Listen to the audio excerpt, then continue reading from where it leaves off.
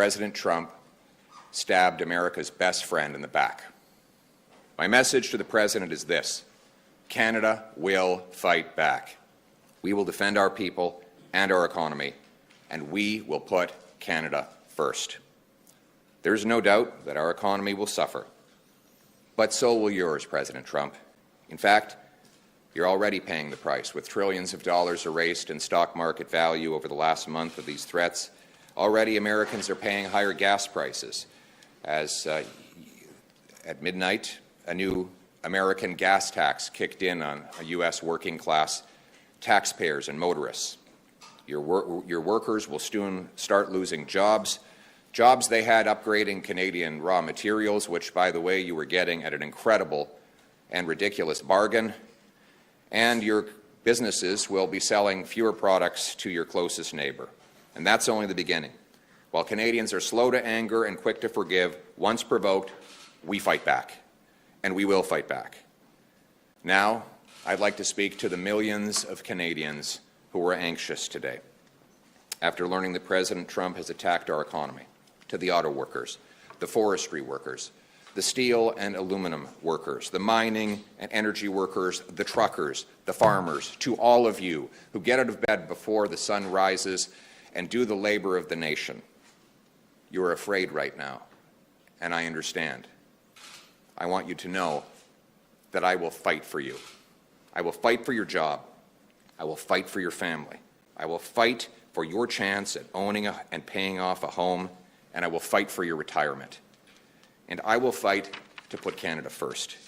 Before these tariffs came in this morning, you must have been asking yourself, how could things get any worse? Before these tariffs, you were already suffering. You wondered how you'd pay the rent, or eventually dream of buying a home after housing costs had doubled over the last decade, rising faster than in any other G7 country. You've downgraded your diet, as food prices have risen 37% faster in Canada than in the United States over the last 5 years. You might be one of the 2 million people, a record-breaking number, lined up at food banks, a number that has more than doubled before these tariffs applied.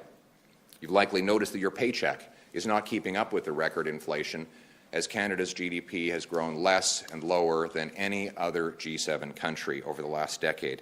You might have noticed that your company has already been moving jobs to the United States, as greedy and self-serving CEOs put their share prices ahead of your job, and $500 billion net has left from Canada to Trump's America under the current Liberal government. And now this.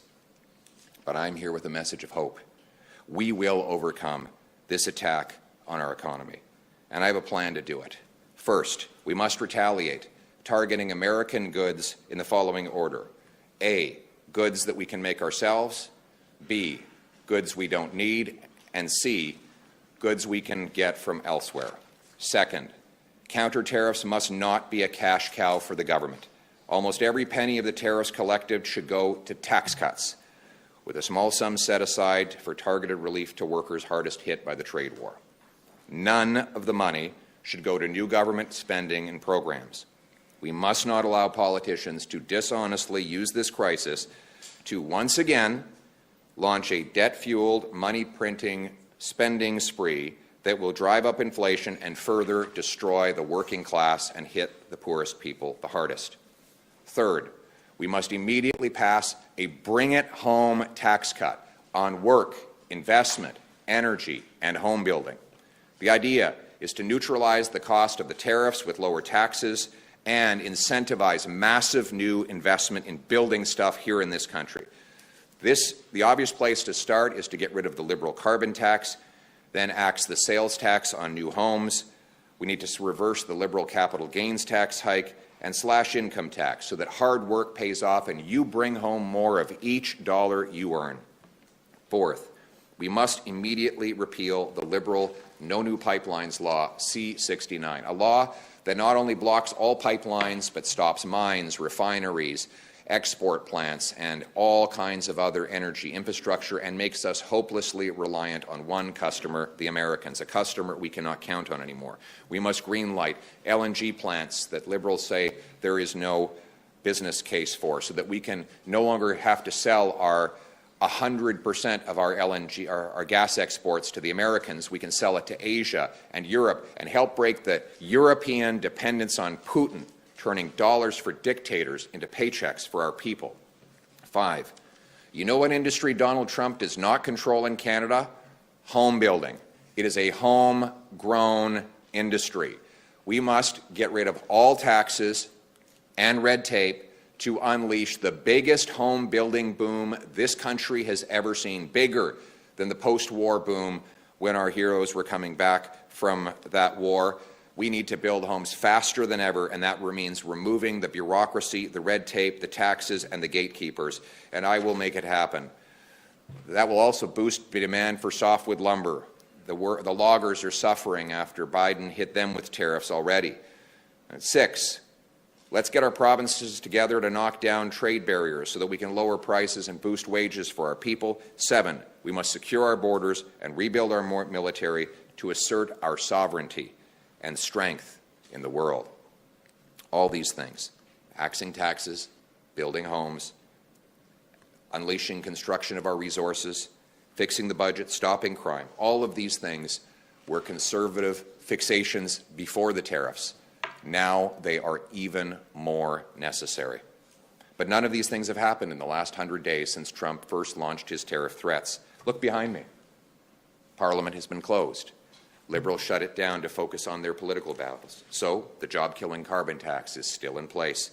The sales tax is still in place on new homes. The No New Pipelines law still in place. The massive inflationary deficits still in place. Not one law has been changed. Not one tax has been cut. Not one action has been taken to free us from the grip of Trump and the U.S. We need change, and we will get change. It will be tough. Building Canada was tough, and so are Canadians. We will bring home the country we know and love and restore its promise. Canada will be self-reliant, sovereign, and stand on its own 2 feet. We will build on the great legacy and vision of John A. Macdonald of uniting our country east to west. We'll reward work, unleash entrepreneurs, harvest resources, make our own goods, trade with each other, build homes for our youth, rebuild our borders and military, honor our history, and raise our flag. What binds us together is the Canadian promise that anyone from anywhere can achieve anything, that hard work gets you a great life in a beautiful house on a safe street protected by solid borders and brave troops under a proud flag. To preserve that flag and its promise, we must work together, fight together, and win together. That is what it means to put Canada first, because Canada is worth fighting for our people, for our land, for our home, for our country. Let's bring it home. Sorry, I didn't get a chance to say that in English. The question was, have the Liberals done enough on fentanyl, and is that a good justification for Trump's tariffs? And the answer to both questions is no and no. No, the Liberals have not done enough on fentanyl, but not because they should have been doing it for Trump. They should have been doing it for Canadians. We've lost 50,000 people to fentanyl. That's more than died in the Second World War. And that is because of the weak borders, the soft laws, and the radical liberalization of drugs that the Liberals experimented with and that they want to continue on with. I would ban the drugs, add 2,000 CBSA border guards, more surveillance towers, scanners, and drones to interrupt the illegal entry of fentanyl into our country. And I would treat fentanyl dealers for what they are. They are mass murderers, and they will get life sentences when I'm Prime Minister. But let's be clear. That is not a justification for tariffs. We have guns, drugs, and illegal migrants coming from the United States to Canada. We have never tariffed the Americans for that. If the president wants to fight fentanyl, I agree with him, but I would do it not for President Trump. I would do it for Canadians so that not one more mother gets the knock on the door from a police officer telling her that her son has died in a back alley. Do you believe that this is about annexing Canada? Tariff relief support package, whatever you want to call it, require reopening the House and passing legislation. Is this something you're open to doing, even if it requires supporting the Liberals on confidence we should have had the House open for the last 2 months. Well, we haven't. That's a question for the Liberals. They're the ones that shut down Parliament, and that's why we haven't had those debates. This was about fentanyl, well, I'll answer. it's about annexing Is that what the end game here for Donald Trump? Let me be clear. I'm going to combine the two questions.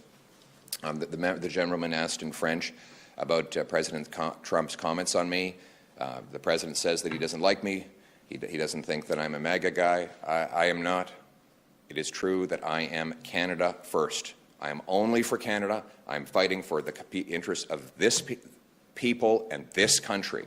And if that upsets foreign leaders, including the American president, I'm fine with that, because I have one job to do, and it's to fight for this country. And let me be also clear. We will never be the 51st state. We will be self-reliant, sovereign, and stand on our own feet. We will be an independent and a sovereign country, and I will always stand up for our flag and our people. Thank you so much.